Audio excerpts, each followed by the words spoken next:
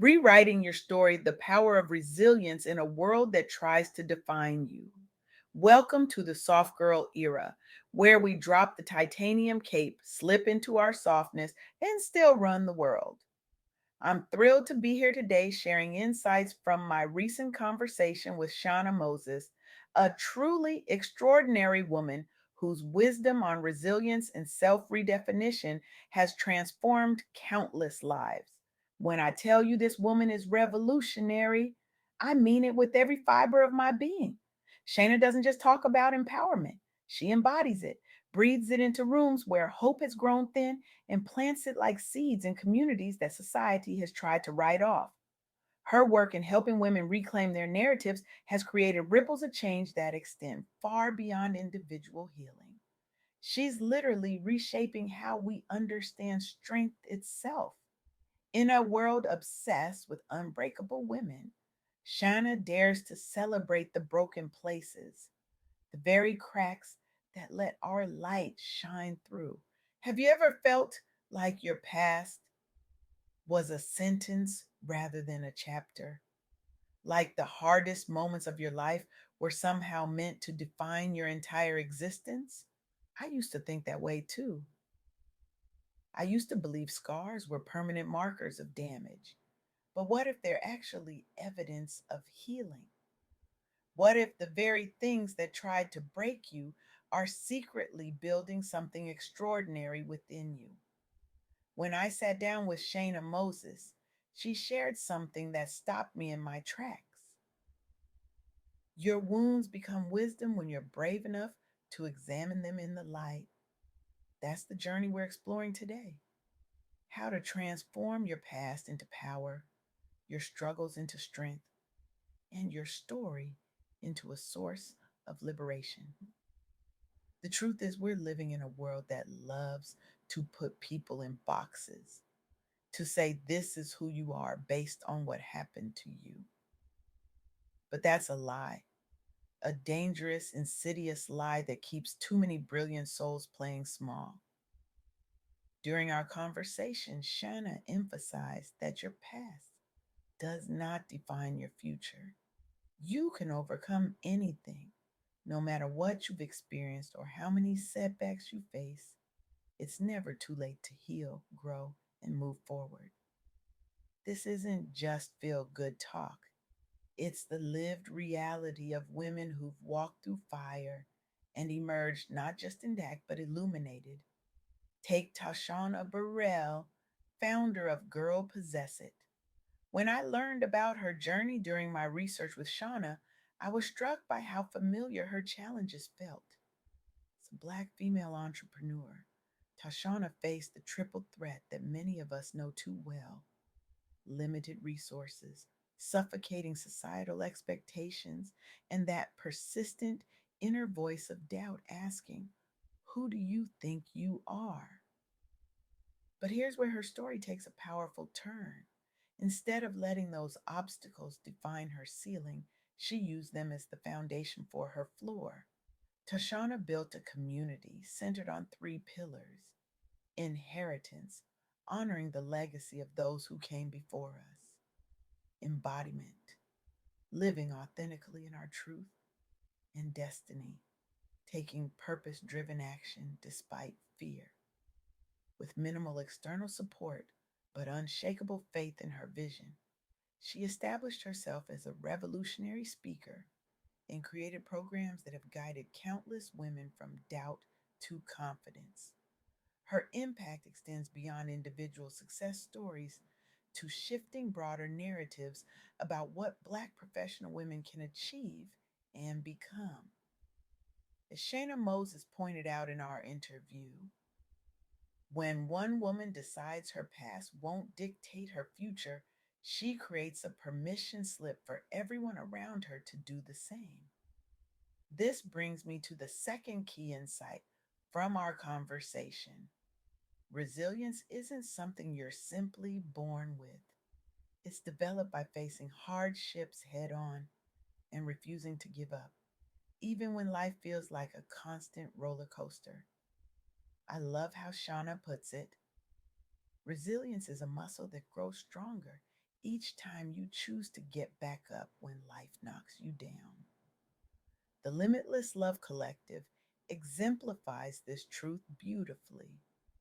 This initiative, which I discovered while preparing for my conversation with Shona, focuses on honoring the creative journey despite adversity. Its members, entrepreneurs, and artists from marginalized communities, navigate the treacherous waters of self doubt daily. What makes their approach revolutionary is how they've cultivated an environment that honors vulnerability while celebrating growth. They've created a space where people are encouraged not just to survive, but to thrive creatively. The results speak volumes. Participants report renewed confidence, launching new projects after feeling stuck or overlooked for years. The collective originated from recognizing shared experiences among creators who felt invisible or undervalued due to systemic barriers. By hosting collaborative events that amplify diverse voices and sparking partnerships across disciplines, they have helped redefine what success looks like for underrepresented professionals by centering healing alongside achievement. One participant shared, I spent years thinking my voice didn't matter because of where I came from. Now I understand that where I came from is precisely why my voice matters. That's the paradox of resilience. It's not about being unbreakable, it's about understanding that breaking isn't the end of your story. Sometimes it's just the beginning, as Shana Moses wisely noted during our interview. The cracks are where the light gets in, and sometimes they're also where your light gets out. This leads us to perhaps the most powerful insight from our conversation. You are not alone, and your story has power. By opening up about our journeys, including the difficult parts, we help each other realize we're not alone in our battles, and together we can find hope and healing. The inaugural Eastside San Jose open mic event perfectly illustrates this principle. This gathering became a sanctuary for sharing stories about survival and renewal. Many participants carried histories marked by trauma or marginalization and had struggled to find safe outlets for expression. The organizers created an inclusive event welcoming all backgrounds, especially those often unheard, to speak their truth without judgment. The outcomes were profound. Attendees described feeling lighter after sharing, with several crediting the experience with jumpstarting their healing process or creative journey anew. Born out of necessity during turbulent times when isolation was at its peak, the organizers recognized storytelling's therapeutic value within communities historically denied such platforms. What began as a single event has fostered an ongoing series now seen as a vital local resource, inspiring similar initiatives elsewhere aimed at empowerment through voice sharing rather than silence bearing suffering alone. As one participant put it, I came thinking I needed to be fixed. I left realizing I needed to be heard. This is the transformative power of community, of knowing you're not the only one carrying your particular burden. When we share our stories, we create constellations of connection that light the way for others still finding their path in the dark. Shana Moses shared a powerful affirmation during our conversation that I've since adopted as my own. My story is not happening to me, it's happening for me. Every chapter, even the painful ones, is preparing me for a purpose greater than my pain. Let that sink in for a moment. Your story is not happening to you, it's happening for you. What if the challenges you faced aren't punishments but preparations? What if your struggles aren't evidence of your weakness? but the very source of your unique strength. Sister Maya Angelou reminded us that there's no greater agony than bearing an untold story inside you when we keep our truths locked away, whether from shame, fear, or the misguided belief that no one wants to hear them. We don't just deprive the world of our wisdom, we deprive ourselves of liberation. Because here's what I've learned from Shana Moses and the remarkable women whose stories we've explored today: healing happens in the telling, power emerges in the sharing, and freedom comes when we refuse to let anyone, including ourselves, reduce us to our worst moments or heaviest burdens. As Black women, we've inherited a legacy of strength that sometimes becomes its own kind of prison. The strong Black woman trope doesn't just exhaust us, it isolates us. It tells us we must carry everything alone, smile through the pain, and never let them see us sweat. But what if true strength lies in vulnerability? What if our softness, our willingness to be seen in our full humanity, is actually our superpower? Shana Moses puts it beautifully.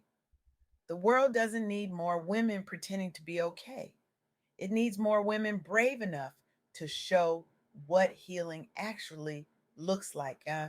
So here's my challenge to you today, and it's not a small one. I'm asking you to do something revolutionary, something that might terrify you but will liberate you. I'm asking you to stand in your truth. Start by asking yourself, what story have I been telling about my life? Who wrote that narrative? Was it me, or was it handed to me by someone else, by society, by trauma? Then take one deliberate step toward reclaiming your narrative. Write down your story, the real one, not the sanitized version. Speak it aloud to someone you trust. Or if you're not ready for that, whisper it to yourself in the mirror. Because when you own your story, all of it, something magical happens. The very experiences that once held you captive become the key to your freedom. The wounds that once defined you transform into wisdom that guides you. Remember, there is no expiration date on healing, no timeline for transformation, and certainly no rule that says you can't rewrite your ending. In the words of Shana Moses that continue to echo in my mind, your past may explain you, but it doesn't have to limit you. Your story isn't finished yet, and the most beautiful chapters may still be unwritten. So pick up the pen, turn the page, and remember that in this soft girl era, we understand that softness isn't weakness. It's the courage to feel everything, heal everything, and still rise with grace and power intact. Because a woman who knows her worth and owns her story is indeed unstoppable. And a world full of such women, well, that's not just a better world, that's a revolution. Thank you.